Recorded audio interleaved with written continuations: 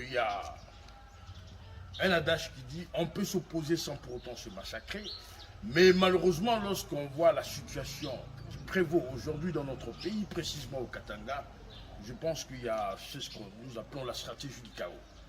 La stratégie du chaos est la plus mauvaise lorsque la guerre communautaire elle est déclenchée.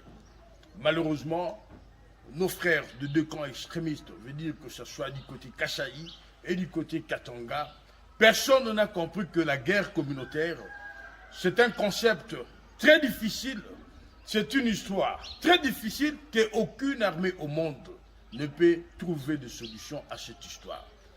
Je regrette ou nous regrettons que le gens sur qui le chef de l'État comptait sur le Katanga, en prenant des postes juteux au nom de la communauté katangaise, se sont servis eux-mêmes avec leur propre famille. Veut dire il y a eu quelque chose de la sélectivité négative. Veut dire lorsqu'ils ont été au créneau, ils ont regardé en bas et c'était de la sous-traitance sociopolitique, anthropologique vu le lien matrimonial. Veut dire même si un cousin n'est pas intelligent, il fallait le prendre parce qu'il y a un adage qui dit « Lituriet ». Aujourd'hui, il n'est pas normal que le Katanga, le leadership économique, le Kasaï, le leadership politique, puissent être en conflit.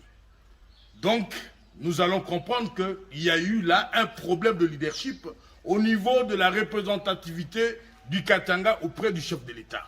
Je veux dire, les gens se sont servis au détriment de la communauté. Parce que si le leadership était installé ici au Katanga, parce qu'un leader n'attend pas vivre les événements macabres, un leader est celui qui anticipe les événements dans l'idée de créer déjà dans le passé une ambiance de convivialité entre les deux communautés, veut dire les Kasaï et les Katanga. Parce que ça va de l'absurdité que le Congo est dans une guerre déclarée contre le Rwanda, mais les deux frères ont choisi en interne de se battre et de se massacrer. Ça, c'est le premier point.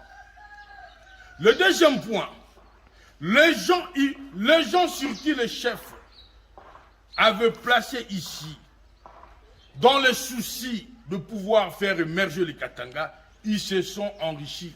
Comme j'ai dit actuellement, il existe des Congolais ou des Katangais qui soient plus riches puisque la région ou encore la République. Parce qu'ils ont choisi le mode pillage au détriment d'un service patriotique de la nation. Résultat, le chef de l'État n'a pas été élu ici au Katanga à cause de ces mêmes personnes. Donc la perspective serait aujourd'hui, il faut de nouvelles personnes pour de nouvelles institutions concernant la représentativité au Katanga. La primature revient de droit à un Katangais d'embriguer parce que le Katanga qui contribue aujourd'hui à plus de 80% dans notre budget, donc il faut un Katangais de qualité. Premièrement, fédérateur. Deuxièmement, unificateur. Troisièmement, un politique avéré, un homme intelligent, et le choix communautaire est porté sur la personne de l'honorable Aj Matemoto. Il n'est pas question de créer dans ce que nous appelons la situation d'animosité, parce que je n'aime pas telle personne.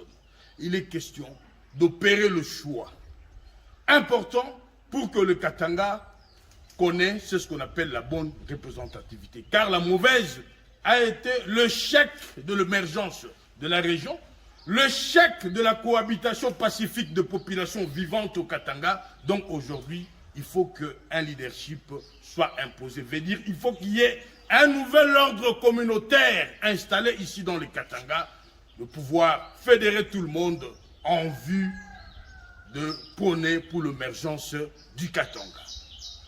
Chers amis, j'en appelle au calme.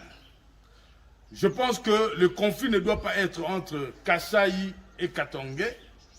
Le conflit devait être entre le Congo et le Rwanda, qui aujourd'hui en deuil de famille congolaise. Et vous savez que la boucherie du Kivu compte actuellement plus de 13 millions de morts. Merci, meilleurs vœux à tout le monde.